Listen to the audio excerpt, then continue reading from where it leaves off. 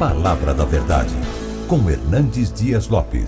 Para mim é uma grande honra estar aqui com vocês e de repartir com vocês a palavra de Deus. Quando eu penso em liderança, eu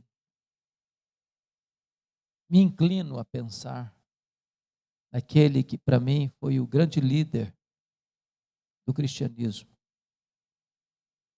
Como Deus mudou a vida dele, como Deus colocou no cadinho, na fornalha, no deserto. Como Deus o preparou para o ministério, como Deus usou poderosamente no ministério, como Deus foi glorificado na vida dele. Às vezes nós queremos o bônus da liderança, mas não queremos o ônus da liderança. Às vezes nós queremos as vitórias, mas não queremos as lutas. Às vezes nós queremos pular fases, e não dá para pular fases. Então eu queria repartir com vocês aquilo que arde em meu coração sobre a vida do apóstolo Paulo. Peço a você para abrir sua Bíblia comigo na última carta que Paulo escreveu, que é a sua carta a Timóteo, a segunda carta a Timóteo. E eu acho que todos vocês, está no capítulo 4, versos 6 a 18, é o texto que vamos ler. 2 Timóteo 4, 6 a 18. Todos vocês têm plena ciência de que essa foi a última carta que Paulo escreveu. Vocês têm plena convicção também que Paulo escreveu esta carta da sua segunda prisão em Roma, quando ele já tinha plena certeza que seria morto. Ele não estava preso como na primeira vez, anos 61, 63, numa prisão quase que domiciliar. Mas agora ele estava numa masmorra, úmida, fria, insalubre. O que estava por trás dessa segunda prisão não eram mais os judeus, por zelo ou ciúmes, mas era o Estado, era Roma, era o imperador. Agora ele não estava mais preso como um apóstolo, ele estava preso como um bandido.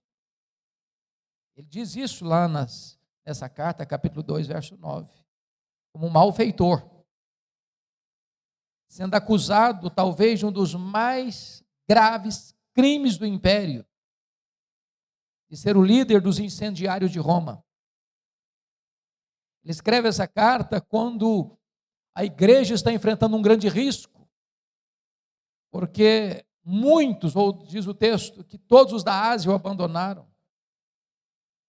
Ligar-se a Paulo era ser acusado de incendiário e era sofrer o risco de ser preso e martirizado. O cristianismo está vivendo um momento de risco, de perigo, de ameaça. Timóteo, pastor de Éfeso, é jovem, é doente, é tímido. E Paulo precisa passar o bastão para ele. E é nesse contexto, irmãos, é que Paulo escreve esta carta. Este é o último capítulo desta carta. Essas são as últimas palavras deste capítulo. Portanto, essas são as últimas palavras de Paulo antes de morrer, registradas na Bíblia. Então vale a pena ouvir o que ele está dizendo. Ele diz assim: quanto a mim, já estou sendo oferecido por libação, e o tempo da minha partida é chegado. Combati o bom combate, completei a carreira, guardei a fé. Já agora a coroa da justiça me está guardada, a qual o Senhor reto juiz me dará naquele dia, e não apenas a mim, mas a todos quantos amam a sua vinda. Procura vir ter comigo depressa, porque Demas, tendo amado o presente século, me abandonou e se foi para Tessalônica. Crescente foi para a Galácia, Tito para a Dalmácia. Somente Lucas está comigo.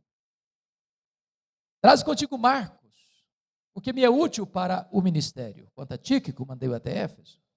Quando vieres, traz a capa que deixei em Troade, na casa de Carpo, bem como os livros, especialmente os pergaminhos. Alexandre, o latoeiro, causou-me muitos males. O Senhor lhe dará paga segundo as suas obras. Guarda-te também dele, porque resistiu fortemente às nossas palavras. Na minha primeira defesa, ninguém foi a meu favor, mas todos me abandonaram. Que isso não lhe seja posto em conta. Mas o Senhor me assistiu e me revestiu de forças, para que por meu intermédio a pregação fosse plenamente cumprida, e todos os gentios a ouvissem, e fui libertado da boca do leão. O Senhor me livrará também de toda obra maligna, e me levará salvo para o seu reino celestial. A Ele glória pelos séculos dos séculos. Amém. Irmãos amados, quem foi este homem? Quem foi este homem? Que morreu pobre, abandonado, cheio de cicatrizes, arrancado de uma masmorra insalubre e levado para o patíbulo, onde foi degolado. Quem foi este homem que de Jerusalém ao Ilírico pregou o evangelho e plantou igrejas nas províncias da Galácia, da Macedônia, da Acaia e da Ásia Menor? Quem foi este homem que foi açoitado, apedrejado, preso, enfrentou naufrágios, que foi caçado por todo canto, por todo lado, mas que deixou igrejas estabelecidas e líderes constituídos nas igrejas? Quem é este homem que hoje é mais influente do que todos os Césares de Roma juntos? Eu gostaria de apresentar este homem para vocês nesta manhã. Peço licença para só voltar nesse texto na conclusão da minha fala.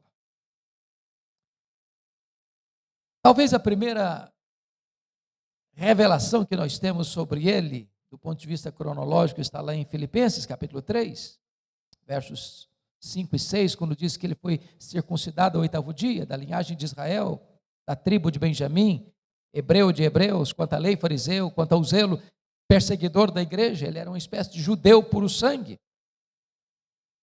Diz Atos 22, versículo 3, que ele nasceu em Tarso, na Cilícia, portanto era cidadão romano por direito de nascimento, e que ele foi enviado pelo seu pai para Jerusalém, onde morava sua irmã, para estudar aos pés do grande rabino, neto de Hilel, para ser um líder do judaísmo, para ser um expoente da sua religião. E ele se forma aos pés de Gamaliel, recebendo a instrução, recebendo o conhecimento, recebendo capacitação. E diz a Bíblia em Gálatas 1,14, que dentre os da sua idade, ele se destaca, ele se projeta, ele torna-se singular, exatamente pelo seu zelo, pela lei, pela tradição de seus pais. Torna-se um homem culto, poliglota, personalidade forte, espírito de liderança. Porém, ao mesmo tempo que Saulo se fortalece em Jerusalém, aos pés de Gamaliel, neto do famoso rabino Hilel, um outro rabino crescia em Israel. Não na decantada Jerusalém, onde estava o Sinédrio, mas na pequena, pobre e desprezada Nazaré da Galileia. Não perlustrando os bancos de uma academia, mas na urdidura da luta de uma carpintaria com as mãos calejadas. E o rabino da Galileia, aos 30 anos de idade, vai ao Jordão, é batizado por João Batista e dá início ao seu ministério. E diz a Bíblia que ele não ensinava como os escribas, mas como quem tem autoridade. Os cegos viam, os aleijados andavam, os surdos ouviam, os mudos falavam, os leprosos eram purificados, os cativos eram libertos, os mortos ressuscitavam, O evangelho era pregado no poder do Espírito Santo. Isso provoca certamente ciúmes por parte do sinédrio. Escalam os fariseus para vigiá-lo, para policiá-lo, para investigá-lo, para buscar uma ocasião oportuna para pegá-lo no contrapé. Acusam-no, prendem-no, crucificam-no, sepultam-no, para alívio do sinédrio. Entretanto, no primeiro dia da semana, uma bomba explode no arraial do inimigo. O túmulo do Rabi da Galileia está aberto, e aberto de dentro para fora. Ele ressuscitou. Ele matou a morte, com a sua morte, ao ressuscitar dentre os mortos. E nesse momento, Saulo de Tarso se levanta como braço de ferro do sinédrio, para tornar-se o maior e mais implacável perseguidor do cristianismo. E quando eu volto a atenção para o livro de Atos dos Apóstolos, Atos descreve Saulo de duas maneiras. Primeiro, descreve-o como uma fera selvagem. Essa expressão que está em Atos 9:1, respirando ameaças e morte contra os discípulos, e essa palavra no grego é a mesma para uma fera selvagem que salta sobre a sua presa para devorá-la. Ele era uma fera selvagem. Ele mesmo assim se define lá em 1 Timóteo 1,13. Era um blasfemo, insolente e perseguidor. Ele diz em 1 Coríntios 15:9, que nem direito de ser apóstolo tinha, porque ele perseguiu a igreja de Deus, por isso se considerava o menor dos apóstolos. Diz Gálatas 1,13, que ele devastava a igreja de Deus. Diz Atos 8, versículo 3, que ele entrava nas casas e arrastava homens e mulheres para jogá-los na prisão, e assim ele assolava a igreja de Deus. Diz Atos 9:21, que ele exterminava aqueles que professavam o nome de Jesus em Jerusalém. Você bem sabe que exterminar não é prender, exterminar não é bater, exterminar é matar. Saulo era um assassino, era um sanguinário, era um monstro. Se não vejamos, Atos 22:4, ele disse que perseguiu o caminho até a morte. Ou seja, ele não perseguiu apenas os crentes, ele perseguiu a religião dos crentes, ele perseguiu o caminho com fúria mortal. Mas Atos 26:9 diz que ele entendia que devia fazer muitas coisas contra o nome de Jesus. Ou seja, ele não perseguia apenas os crentes, nem apenas a religião dos crentes, ele perseguia o Deus dos crentes, ele perseguia Jesus. Mas Atos 26:10 diz que ele encerrou muitos, não alguns, não poucos, mas muitos dos santos em prisões, e contra esses muitos ele dava o seu voto quando os matavam. Ou seja, ele foi um assassino em série, ele foi um serial killer, ele foi um monstro, ele foi uma fera selvagem. Diz Atos 26, versículo 11, que por todas as sinagogas ele perseguiu os crentes, castigando-os, batendo neles e forçando-os inclusive a blasfemar. Ou seja, a perseguição de Saulo não era apenas física, era também psicológica. Ele entrava numa sinagoga e dizia para os crentes assim: ou vocês negam a Jesus, eu prendo vocês, ou vocês negam a Jesus, eu bato em vocês, ou vocês negam a Jesus, ou eu mato vocês. Ele não respeitava famílias, ele entrava dentro das casas, ele não respeitava lugares sagrados, ele entrava dentro das sinagogas, ele era uma fera selvagem. Mas no Novo Testamento, normalmente o livro de Atos, nos traça um segundo retrato deste homem. Ele não era apenas uma fera selvagem, ele era também um touro indomável. Isso está em Atos 26:14. Quando o próprio Senhor Jesus aparece para ele e diz: Saulo, Saulo, por que me persegues? dura coisa te é recalcitrares contra os aguilhões.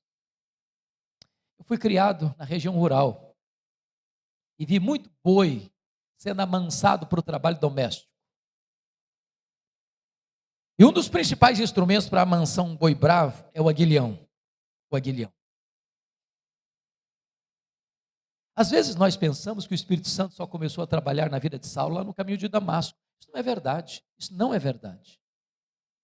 Toda vez que Saulo entrava numa casa e arrastava um homem ou uma mulher e jogava na cadeia, toda vez que Saulo entrava numa sinagoga e batia nos crentes e forçava os crentes a blasfemar, e esse crente preferia morrer pela sua fé, a negar a sua fé e apostatar, toda vez que Saulo dava o seu voto para matar um crente porque ele não negava a sua fé, era o Espírito Santo picando a consciência desse homem, era o Espírito Santo ferroando esse touro bravo, mas esse touro bravo não quer ser amansado, até o dia que esse touro bravo está indo para Damasco, respirando ameaças e morte, quando de repente, das alturas, o domador de touro bravos joga esse touro bravo no chão e grita desde o céu: Saulo, Saulo, por que me persegues? Dura coisa te é recalcitrares contra os aguilhões. O touro bravo está caído, o touro bravo está vencido, o maior perseguidor do cristianismo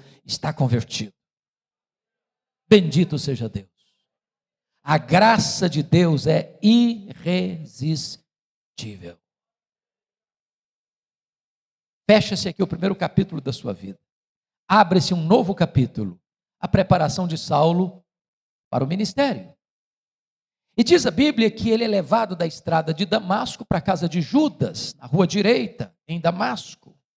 E diz Atos 9:13, que Deus aparece para um discípulo em Damasco chamado Ananias e diz: vai na rua direita, na casa de Judas, e impõe as mãos sobre Saulo para que ele seja curado. E Ananias responde para Deus: mas Senhor, eu tenho ouvido falar de tanta gente, quantos males tem feito este homem aos teus santos em Jerusalém? Mas Deus diz: vai, porque ele é para mim um vaso escolhido. Eu enviarei para longe aos gentios, e eu lhe mostrarei o quanto importa sofrer pelo meu nome. Diz a Bíblia que Ananias vai então e impõe as mãos sobre Saulo, e ele é curado da sua cegueira. Está 3 dias orando, jejuando. E quando Ananias impõe as mãos, as escamas caem dos olhos, ele é curado. Diz a Bíblia que ele recebe o Espírito Santo e que ele é batizado. E agora confira comigo aí Atos 9, versículo 20. Logo que ele é curado, logo que ele recebe o Espírito Santo, logo que ele é batizado, diz a Bíblia que ele começa a pregar nas sinagogas de Damasco, afirmando que Jesus é o Filho de Deus. Agora veja o verso 22. Saulo mais e mais se fortalecia, confundindo os judeus, demonstrando que Jesus é o Cristo. E eu pergunto a vocês, há alguma diferença entre o que ele fez no verso 20 e o que ele fez no verso 22? No verso 20 ele afirma que Jesus é o Filho de Deus. Mas no verso 22 ele demonstra que Jesus é o Messias, que Jesus é o Cristo. Há uma grande diferença. Demonstrar é provar uma tese detalhada, meticulosa e exaustivamente. A pergunta é: quanto tempo durou entre o que ele fez no verso 20 e o que ele fez no verso 22? Atos não responde essa pergunta. Mas a resposta está em Gálatas capítulo 1, versículos 15 a 18. Diz que quando ele foi convertido lá na estrada de Damasco, ele não subiu para Jerusalém, onde estavam os apóstolos, ele não consultou carne e sangue, mas ele partiu para a região da Arábia, e lá ele expendeu 3 anos, quando ele então retorna novamente para Damasco, e então diz o verso 18 de Gálatas 1, é que ele vai para Jerusalém.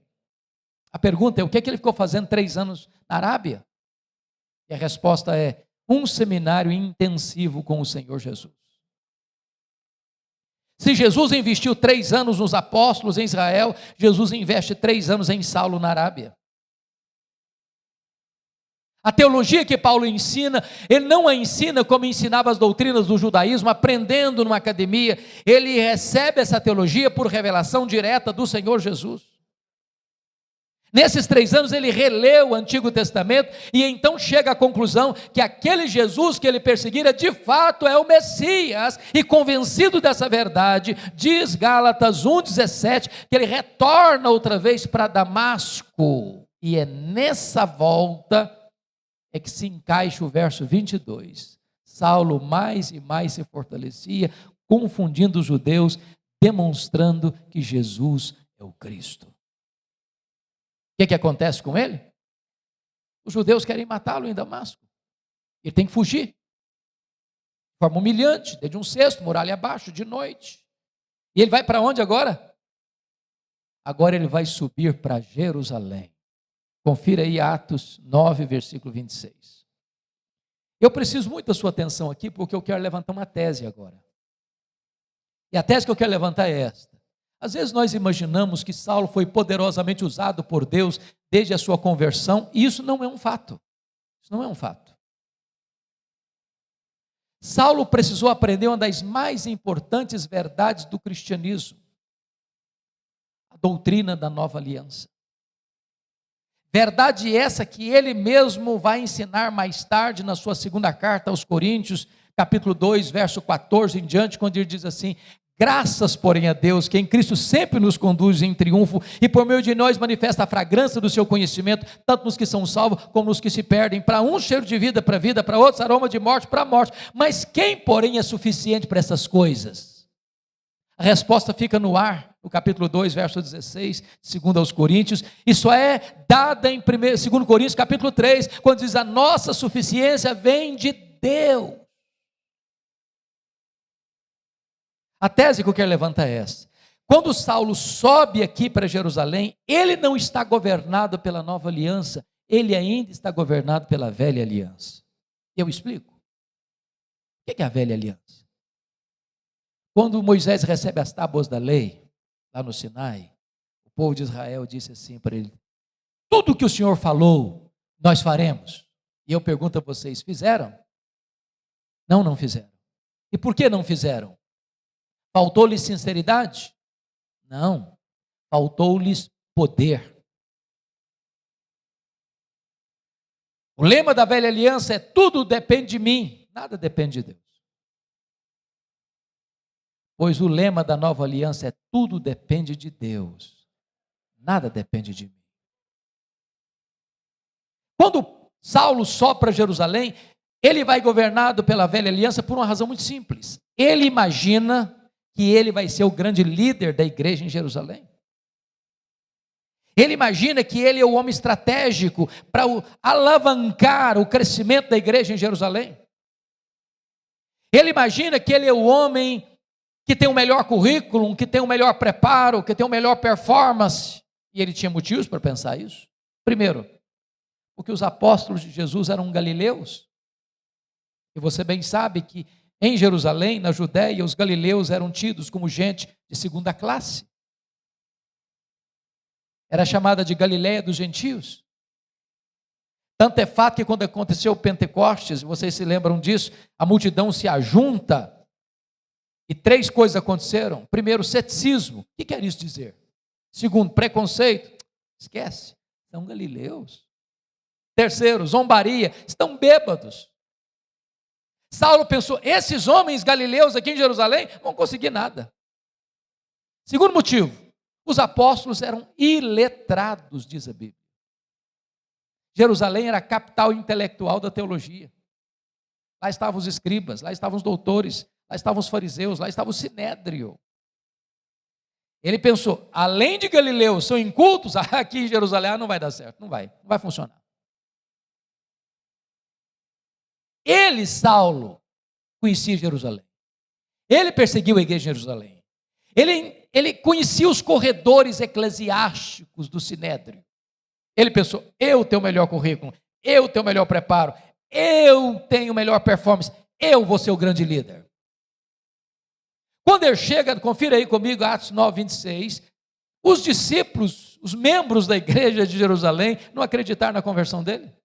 Pensaram que ele estava blefando, pensaram que ele estava sabotando a fé cristã e bateram a porta da igreja na cara dele. Para quem queria ser líder, nem recebido foi. Deus golpeia o orgulho dele aqui.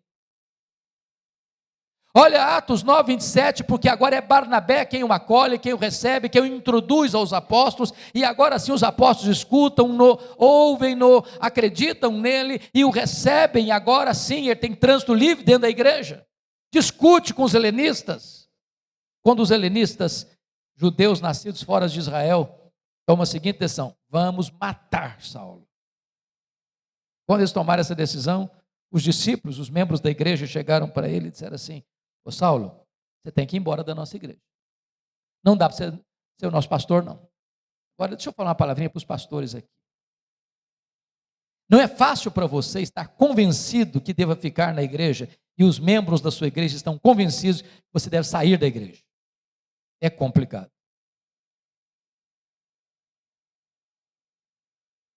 Saulo quer ficar, os membros querem que ele vá embora. Sabe o que aconteceu com Saulo? Ele não foi embora. Ele estava convencido que ele era o homem. Só que não foram apenas os membros da igreja que queriam que ele fosse embora, não. Está escrito lá em Atos 22, 17 a 19, que o próprio Deus apareceu para ele e disse: vai embora. Ô irmãos, aí não tem mais opção aí. Você ser mandado embora da igreja pela liderança da igreja é uma coisa, pelos membros da igreja é outra coisa. Vai ser mandado embora da igreja pelo próprio Deus, parece que não sobra opção mais. Sabe o que aconteceu com ele? Ele não foi embora. Não foi. Olha aí o versículo 18, 22, 18. Ele começa a razoar com Deus, ele começa a discutir com Deus. Ele começa a argumentar com Deus: mas Senhor, eu persegui a igreja aqui. Quando se matou Estevão, tua testemunha estava presente, consentia nisso, até guardei as festas daqueles que o apedrejaram. Sabe o que ele está dizendo para Deus? Ô Deus, o senhor pensa melhor, o senhor pensa direito, o senhor não pode cometer esse erro estratégico. Essa igreja sem a minha liderança aqui não vai para frente, não. Eu sou o cara, eu tenho o melhor currículo, eu tenho o melhor preparo. Aqui tem que funcionar ao redor da minha pessoa. Eu sou insubstituível. Sabe o que aconteceu? Deus não mudou. Foi Saulo quem teve que mudar e mudar-se. Deus disse: vai! Vaza! Sabe o que aconteceu com ele? Ele não foi. Não foi. Volta a sua atenção para Atos 9:30, por favor. Diz o texto que os discípulos o levaram até Cesareia. Preste bem atenção, ele não foi, ele foi levado. Ele não saiu, saíram com ele. Ele saiu de Jerusalém como Ló saiu de Sodoma, a reboque. E de Cesareia mandaram-no para onde mesmo? Para Tarso. Sabe onde é Tarso? O lugar que ele nasceu. Sabe o que Deus está dizendo para esse cara que acha-se insubstituível? Meu filho, se você pensa que eu preciso de você, é você quem precisa de mim. Então arruma as malas e volta para casa. Sabe quanto tempo Saulo ficou em casa, no anonimato, no banho-maria, longe dos holofotes? Mais de 10 anos. Para quem queria ser líder. Sabe por quê? Porque antes de Deus trabalhar através de você, Deus trabalha em você.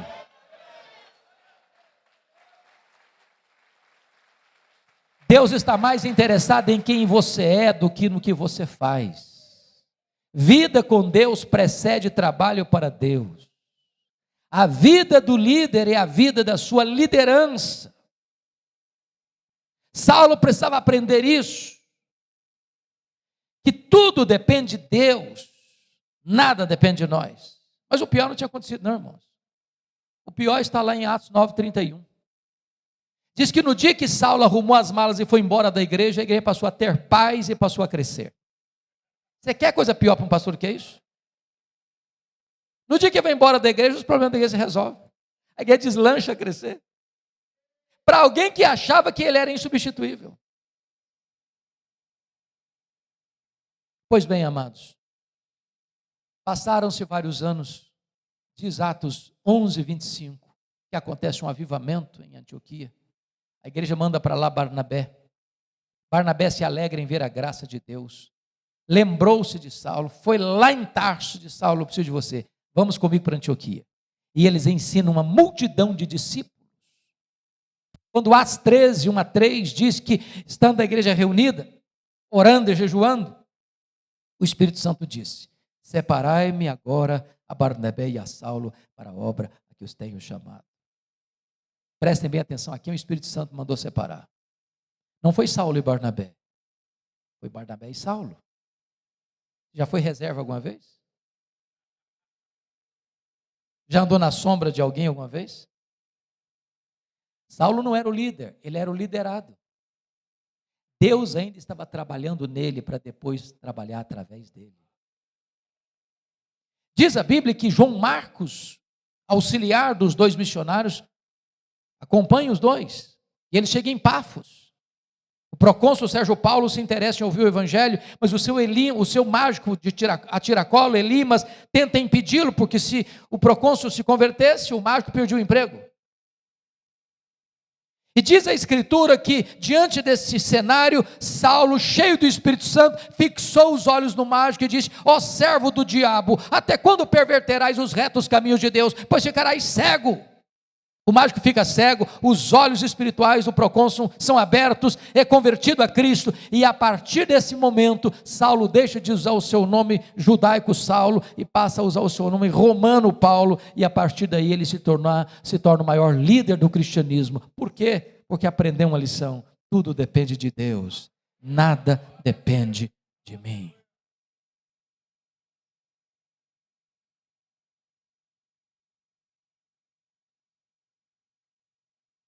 Prestem bem atenção. Chega a Atos 13.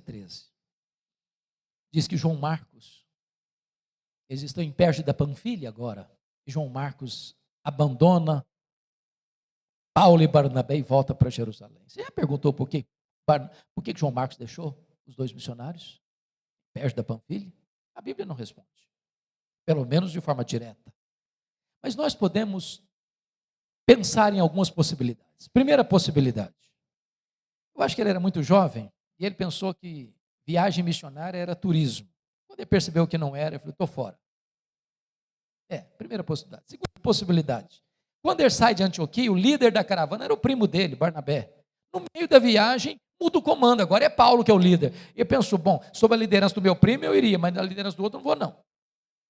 Terceira possibilidade: ele era muito judeu para acreditar que só a fé em Jesus era suficiente para a salvação.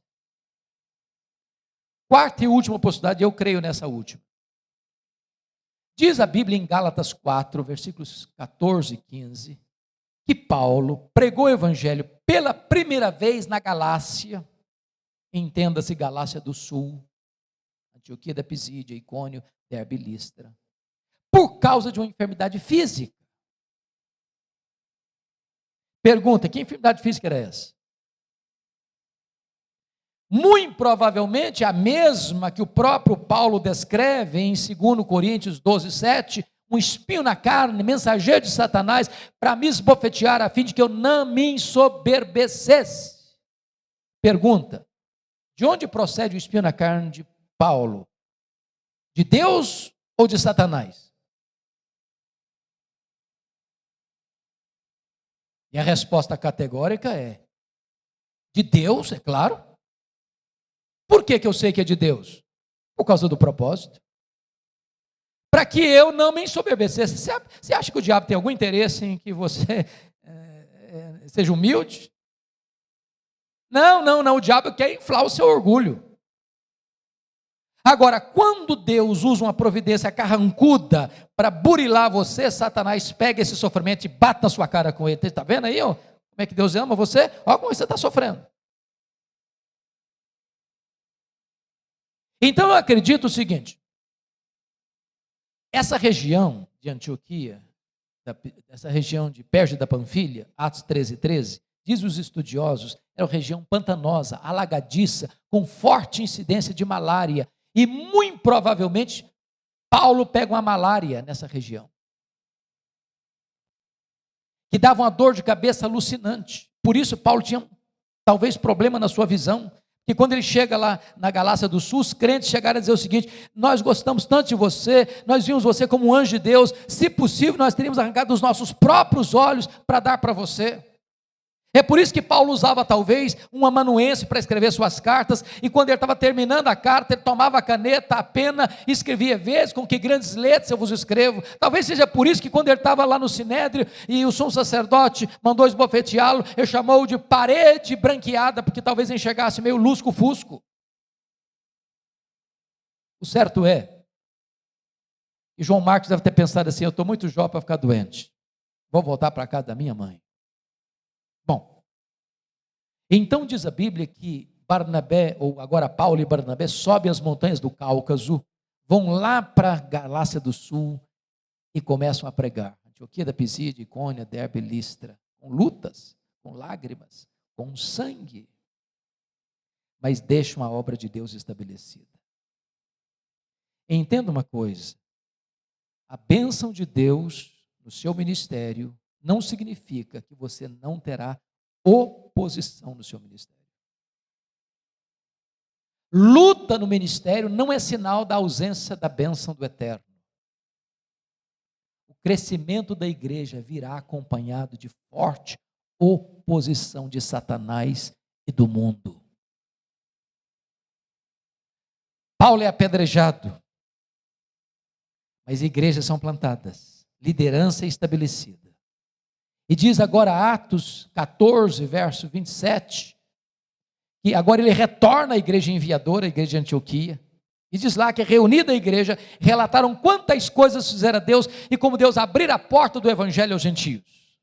Nota de rodapé: tem espaço para testemunho na igreja, mas não tem espaço para projeção humana na igreja. Não relataram quantas coisas fizeram eles, relataram quantas coisas fizera Deus. Quem faz a obra é Deus. Nós somos apenas os instrumentos. Nunca queira os holofotes para você. Nunca tente roubar a glória que só pertence a Deus. Deus não divide a sua glória com ninguém. Agora preste atenção. Quando a igreja avança, a oposição cresce.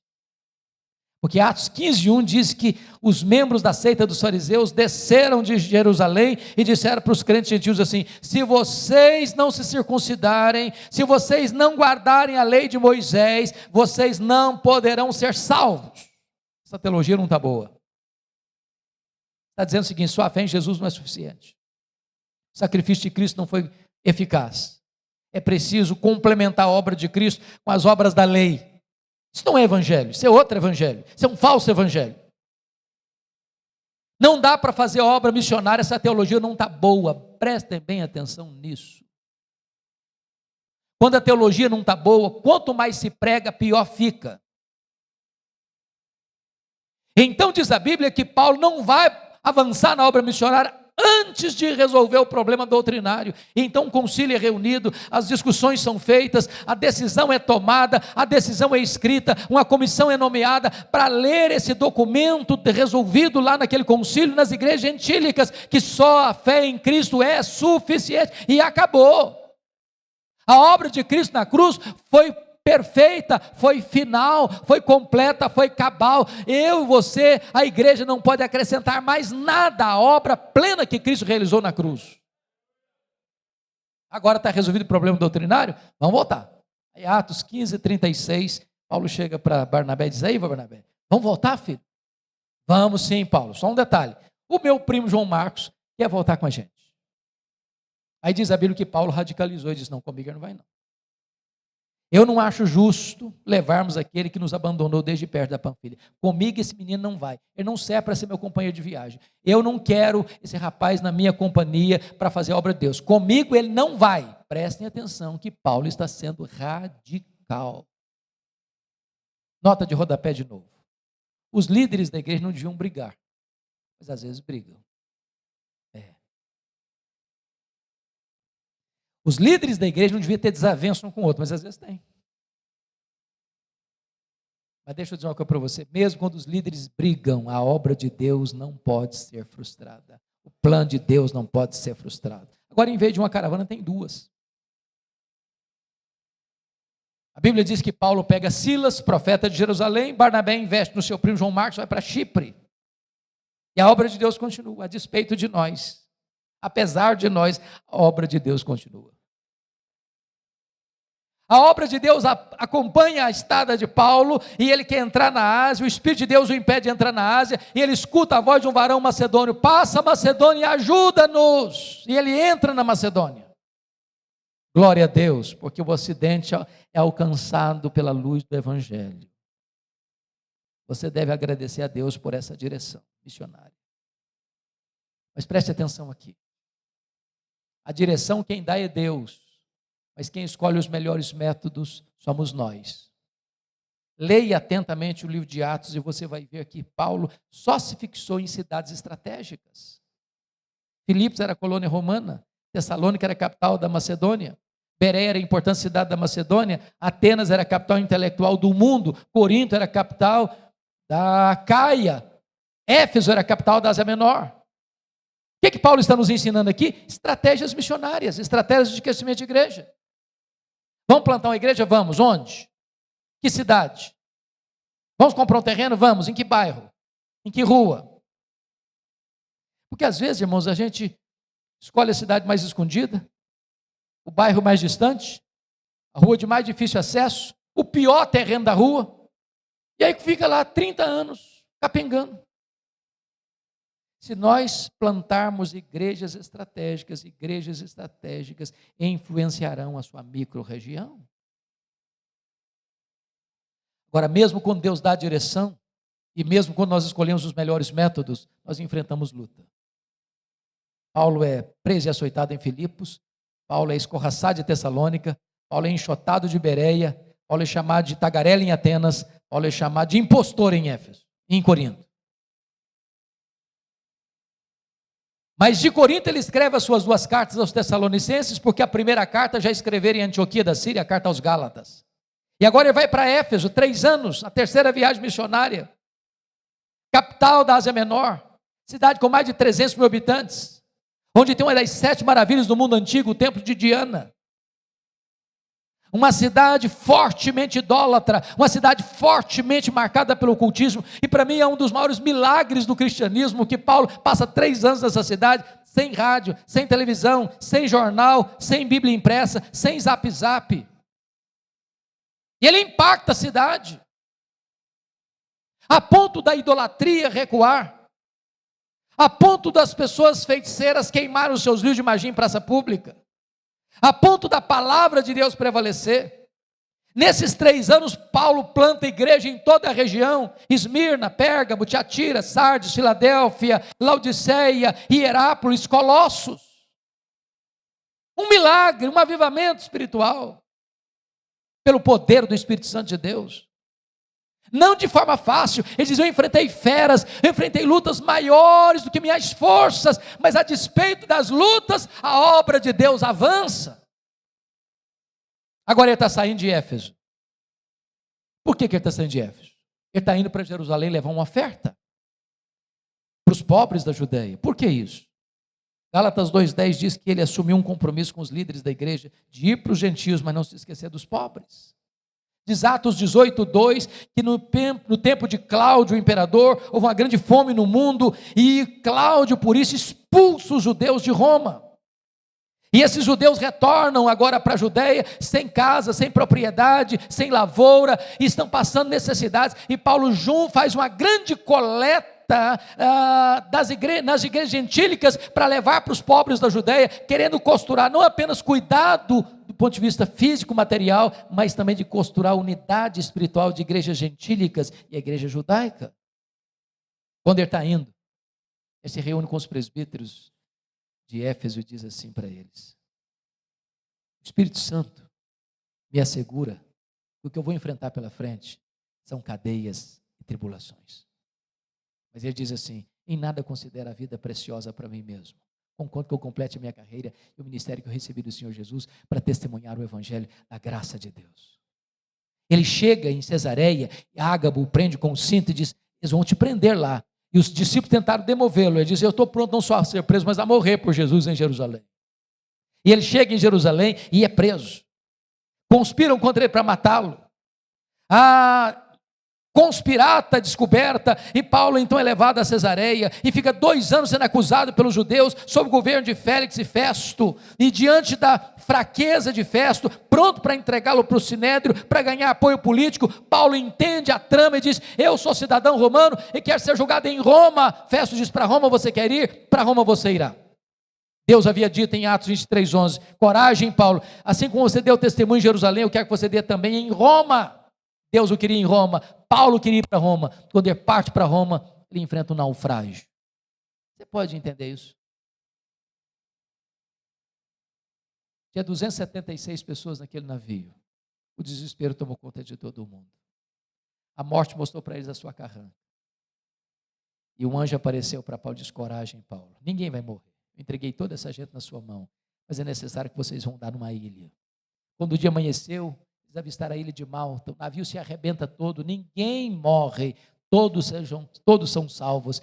E os malteses, bárbaros que não falavam grego, prepararam uma grande fogueira para aquecê-los. Paulo foi o único que quis manter a fogueira acesa, pegou um punhado de gravetos e jogou no fogo, e quando ele joga o punhado de gravetos no fogo, do fogo brota uma víbora e prende na mão dele.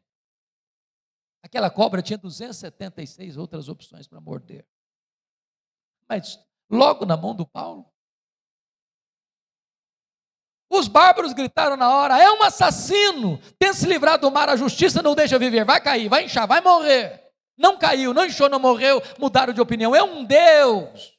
Não, agora não é nem um assassino, nem um Deus, é o servo do Deus vivo. Quando você lê Atos, você vai notar que não foi a tempestade que o levou para Malta, foi a mão da providência divina. Porque o pai do prefeito estava doente, ele orou por ele foi curado, os demais enfermos vieram, ele orou por eles, eles foram curados, e agora Paulo passa os 3 meses de inverno rigoroso ali, e os malteses o mandam para Roma com todas as suas necessidades supridas. Quando eu chego em Roma, há 2 anos preso, e ele escreve aos Filipenses 1:12 assim: meus irmãos, eu quero que vocês saibam que as coisas que me aconteceram têm antes contribuído para o progresso do Evangelho. Que coisas são essas, Paulo, que você está falando, que aconteceram para você? Eu podia resumir para nós assim: olha, eu fui perseguido em Damasco, eu fui rejeitado em Jerusalém, fui esquecido em Tarso, eu fui apedrejado em Listra, fui preso e açoitado em Filipos, fui escorraçado em Tessalônica, eu fui enxotado de Bereia, fui chamado de tagarela em Atenas, eu fui chamado de impostor em Corinto, eu enfrentei feras em Éfeso, eu fui preso em Jerusalém, eu fui acusado em Cesareia, enfrentei um naufrágio para Roma, eu fui picado por uma cobra em Malta, eu cheguei em Roma preso e algemado, mas eu quero que vocês saibam que as coisas que me aconteceram têm antes contribuído para o progresso do Evangelho. Esse homem não crê em acaso, esse homem não crê em sorte, esse homem não crê em olho gordo, esse homem não tem medo de sexta-feira 13, esse homem sabe que a mão de Deus dirige o seu destino. Porque ele estava preso em Roma, diz ele em Filipenses 1, 3 coisas aconteceram. Primeira coisa, a igreja foi mais encorajada a pregar. Quando viram Paulo preso, algemado, trabalhando mais do que eles, se mexeram. Isso levou Ray Stedman, de saudosa memória, fazer uma declaração insólita. Ele diz assim: um dos mais eficazes métodos de crescimento de igreja, eu não gosto muito desse método, é o seguinte: bote os pastores na cadeia e a igreja crescerá. Segunda coisa, porque Paulo estava preso, ele diz: toda a guarda pretoriana tomou conhecimento das minhas cadeias em Cristo. Sabe o que está acontecendo aqui? Paulo ficou 2 anos preso. Ele era prisioneiro de César, sob a égide do imperador, dentro do palácio do imperador. Tinha que ficar um soldado preso com ele, algemado com ele, todo dia, 3 turnos por dia. Lá estava a guarda pretoriana. Sabe o que era a guarda pretoriana? Era a guarda de elite do imperador. Eram os soldados da mais alta patente do império. Eram 16.000 soldados de escol, algemado com Paulo, todo dia em rodízio. O que Paulo fez com eles? Evangelho neles, evangelho neles, evangelho neles, evangelho neles. Depois de 2 anos, toda a guarda pretoriana estava evangelizada. Se Paulo estivesse solto, ele jamais teria acesso àquele grupo de elite do império, de gente que trafegava pelo corredor do palácio, que tinha influência política no império. Irmãos, Deus não cochila, Deus não dorme. Deus não usa rascunho nos seus planos. Deus não precisa fazer upgrade nos seus propósitos. O plano de Deus é perfeito. Louvado seja Deus. Terceiro, porque Paulo estava preso, ele não podia visitar as igrejas. O que é que ele fez? Começou a escrever cartas.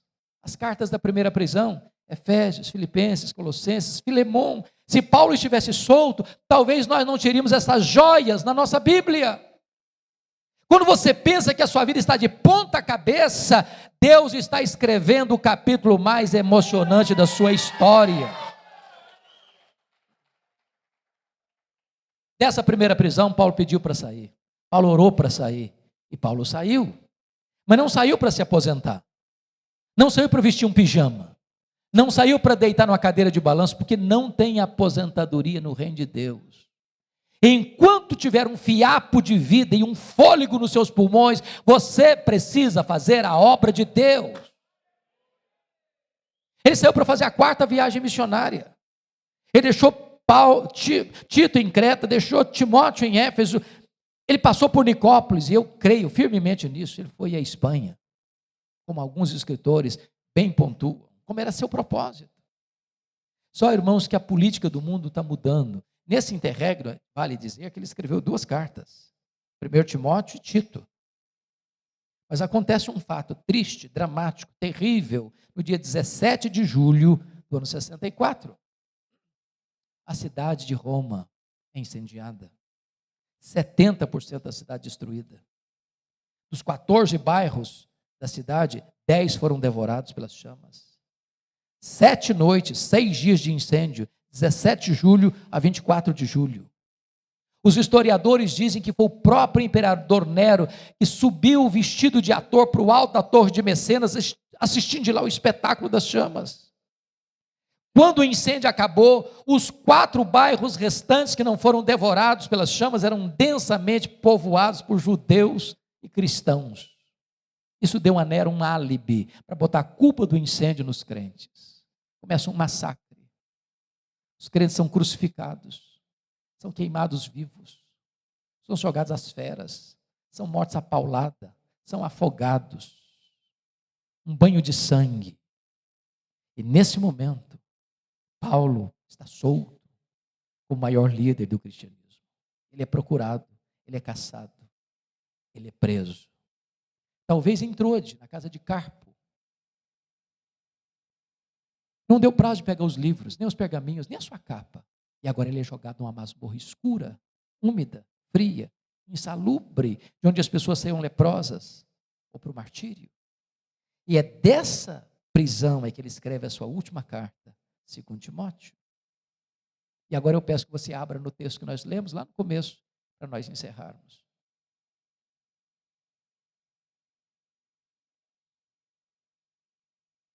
A grande pergunta é: o que esse homem está sentindo? O maior pregador, o maior apóstolo, o maior pastor, o maior evangelista, o maior missionário, o maior plantador de igrejas da história do cristianismo. Está preso, abandonado, cheio de cicatrizes. Na chegada do inverno, ele vai fazer para nós uma avaliação assim. A primeira avaliação que ele faz é a avaliação do seu passado. Versículo 7, confira aí. Combati o bom combate, completei a carreira, guardei a fé. Está dizendo o seguinte: a minha vida não foi amenidade, não. Foi um combate, uma luta. Eu não larguei a obra no meio do caminho, não. Eu completei minha carreira. Eu não prostituí minha consciência, não. Eu não vendi meu ministério por dinheiro, não. Eu guardei a fé. Segunda coisa que ele vai fazer é uma avaliação do seu presente. Olha o versículo 6. Quanto a mim, já estou sendo oferecido por libação, e o tempo da minha partida é chegado. Sabe o que ele está dizendo? Não é Roma que vai me matar, não. Eu que vou me entregar. Eu não vou me entregar para Roma, não. Vou me entregar para Deus, como oferta de libação ao Senhor. E eu não vou morrer também, não. Eu vou partir. Porque a palavra partida aí é um eufemismo para morte. Essa palavra partida no grego tem 3 significados. Primeiro, significa tirar o fardo das costas de alguém. Sabe o que é morrer para um crente? Diz Apocalipse 14, 13. descansar das suas fadigas. Segundo significado, é desatar um bote para atravessar o rio. Sabe o que significa morrer para um crente? É fazer a sua última viagem rumo à pátria celestial. Terceiro, significa afrouxar as estacas de uma barraca, levantar acampamento, ir para sua casa permanente. Sabe o que é morrer para um crente? É mudar de endereço, é ir para a casa do Pai. Paulo não está com medo de morrer, porque sabe em quem tem crido e sabe para onde está indo. A terceira avaliação que ele faz é a avaliação do seu futuro, no versículo 8. Já agora a coroa da justiça me está guardada, a qual o Senhor reto juízo me dará naquele dia, não apenas a mim, mas a todos quantos amam a sua vinda. Sabe o que ele está dizendo? Eu não estou indo para o cadafalso, não. Eu estou indo receber a coroa da justiça. Não importa se Nero vai me considerar culpado, o que importa é que o Rei dos Reis, diante de quem todos vão ter que comparecer, já me declarou justificado, e o que eu vou receber é a coroa da justiça. Mas apesar disso, irmãos, esse homem não é um super-homem, e nem nós deveríamos querer ser. Ele é um homem que tem sentimentos. O que eu acho bonito em Paulo é que ele, ao fechar as cortinas da vida, não tem vergonha nenhuma de compartilhar conosco as suas lutas. Ele vai mostrar para nós alguns dramas que ele viveu. Primeiro drama da solidão. Olha o verso 9. Procura vir ter comigo depressa. Olha o versículo 21. Venha, mas venha antes do inverno, meu filho. Olha o versículo 11. Quando você vier, filho, traz Marcos contigo. Ele me é útil para o ministério. Eu amo esse versículo, porque ele me remete a Atos 15, 36 a 41, quando um dia Paulo disse assim: esse rapaz não serve para andar comigo, eu não o quero comigo, ele não serve para ser meu companheiro. Agora Paulo, já velho, já encanecido, já cheio de cicatrizes, está dizendo: eu quero esse menino comigo, eu preciso dele ao meu lado, eu quero encostar minha cabeça no peito dele antes de morrer. Sabe o que significa isso, irmãos? Você nunca é tão grande como quando você é humilde. Não desça sepultura com pendências emocionais na sua vida. Tenha coragem de pedir perdão. Tenha coragem de tratar de relacionamentos machucados e feridos. Não deixe gente ferida por suas próprias mãos antes de partir para o Senhor. Segundo drama que esse homem enfrenta é o drama do abandono. Olha o versículo 10. Porque Demas, tendo amado o presente século, me abandonou. Não é fácil ser abandonado. Não é fácil ser abandonado por aqueles a quem você amou. Não é fácil ser abandonado na velhice, quando você precisa de ajuda. Não é fácil ser abandonado quando você está precisando de um ombro. Porque gente precisa de Deus, mas gente precisa de gente. Abandono. Paulo está lidando com isso. Abandono dói, seja em qualquer situação da vida. Terceiro drama que ele está enfrentando, o drama da traição. Olha o versículo 14 e 15. Alexandre o latoeiro causou-me muitos males. Os historiadores dizem que foi esse homem que delatou o apóstolo Paulo, culminando na sua segunda prisão e no seu consequente martírio. É gente que apunhala você pelas costas, é gente que puxa o seu tapete, é gente que se alegra quando você cai, é gente que chora quando você se levanta, é gente que celebra as suas derrotas e se entristece com as suas vitórias. Não é fácil ser traído, irmãos, não é fácil. Mas olha o versículo 15, ele não resiste apenas a Paulo, ele resiste às palavras de Paulo. Ele não resiste apenas quem Paulo é, ele resiste o que Paulo faz. Não é fácil ser traído. Quarto drama que Paulo enfrenta, irmãos, é o drama das privações. Olha o verso 13. Paulo enfrenta 3 privações. Privação emocional, eu preciso de gente. Privação mental, ele diz: traz os meus livros, os meus pergaminhos. Nota de rodapé aqui. Gente, Paulo sabe que vai morrer. Sabe que vai morrer, mas quer estudar um pouco mais. Tem gente que passa a vida inteira e não lê nada, pois Paulo está querendo ler, sabendo que está sentenciado à morte. Alimente a sua mente, estica o seu cérebro, Estude. Você, pastor, no momento que cessar de aprender, você cessa de ensinar. Você não pode se alimentar de leite magro e destilar néctar para o povo. Você precisa ler e estudar até o último dia da sua vida. Terceira privação que esse homem enfrenta, privação física. O irmão, o inverno está chegando, e ele diz: traz a minha capa, meu filho, quando você vier. Lá em Roma faz temperatura da parte de zero. Dentro de uma masmorra é tão frio lá dentro quanto lá fora. Vocês sabem que gente velha sente mais frio que gente nova. Está dizendo: meu filho, se você não trouxer a minha capa, eu vou morrer de frio, antes de ser degolado. Sabe o que me impressiona, irmãos? É que o maior pastor, maior missionário, maior apóstolo, maior líder, maior plantador de igrejas, maior teólogo do cristianismo,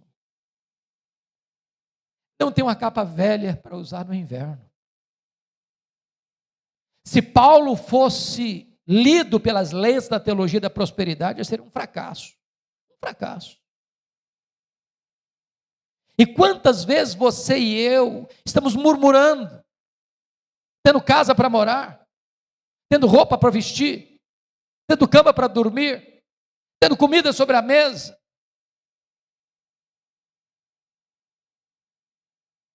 Mas a última prova que Paulo enfrenta, irmãos, está no versículo 16. O último dilema está no versículo 16, é o problema da ingratidão. Na minha primeira defesa, ninguém foi a meu favor. Eu fico pensando, queridos pastores, que Paulo, sendo pai na fé de milhares de pessoas, ele deve ter pensado assim: naquela audiência, essa primeira audiência, vai ter um exército de crentes lá para me defender. Eles sabem quem eu sou. Eu não sou um bandido, eu não sou um malfeitor, estou sendo acusado injustamente. Eles vão aparecer lá, eles vão dizer quem eu sou, eles vão testemunhar quem eu sou. Quando ele vai para essa audiência, não aparece ninguém. Eu acho que Paulo olhou para a porta dos fundos: vai entrar um crente, vai entrar um crente. Não entrou ninguém. É você se debulhar, é você se esforçar, é você se doar, fazer uma obra com amor, com paixão, com lágrimas, com sangue, e na hora final da vida, quando você está fechando a cortina da vida, você precisa de alguém do seu lado, ninguém aparece. Ingratidão. Mas bendito seja Deus pelo verso 17. Mas o Senhor me assistiu e me revestiu de forças, para que por meu intermédio a pregação fosse plenamente cumprida, e todos os gentios ouvissem, e fui libertado da boca do leão. O Senhor me guardará de toda obra maligna e me levará salvo para o seu reino celestial. Pode faltar para você o apoio dos homens, mas não faltará para você o socorro de Deus. Pode faltar para você o reconhecimento da terra, mas não lhe faltará a assistência do céu. Bendito seja Deus. A nossa recompensa não está aqui. A nossa coroa não está aqui. A nossa casa permanente não está aqui. A nossa pátria não está aqui. A nossa herança não está aqui. Mas eu quero concluir dizendo o seguinte: quis Deus que este último momento na vida de Paulo não estivesse registrado na Bíblia. Mas sabe, irmãos, eu vejo esse momento. Eu imagino esse momento. Eu vejo essa hora. Houve um dia em que um carcereiro, homem rude, cruel, insensível, recebe em sua mesa um pedaço de couro, contando o nome de um prisioneiro que deveria ser executado naquele dia. Eu vejo esse homem se levantando da sua cadeira, pegando um pesado molho de chaves numa mão, uma tocha na outra mão, e percorrendo aquele corredor escuro, sombrio, gelado. Eu vejo esse homem abrindo uma pesada porta de ferro, Eu vejo esse homem entrando naquela masmorra escura e insalubre, com aquela tocha na mão. Eu vejo esse homem gritando: prisioneiro Paulo, prisioneiro Paulo, prisioneiro Paulo. E lá no fundo, o velho responde: sou eu estou aqui. Ele é acorrentado, ele é retirado daquela masmorra. Ele percorre aquele corredor escuro. E quando ele está para ser degolado, o carrasco lhe pergunta: você quer dizer algumas palavras antes de morrer? E Paulo responde: eu quero. Talvez pensasse que Paulo fosse expressar a sua mágoa, a sua revolta, a sua dor, a sua decepção. Mas não. O velho apóstolo levanta as mãos para os céus. Diz a ele: ao Senhor Jesus, glória pelos séculos dos séculos. Amém. Bota a cabeça no cepo. A espada de Roma tosa-lhe a cabeça. Corpo para um lado, cabeça para o outro. Tombou na terra como um mártir, foi recebido no céu como um príncipe. Este homem que diz para você e para mim: sede meus imitadores, como eu sou de Cristo. Que Deus nos ajude a viver este cristianismo maiúsculo, superlativo e viril, para vivermos para Jesus e para morrermos por Ele. Que Ele nos abençoe.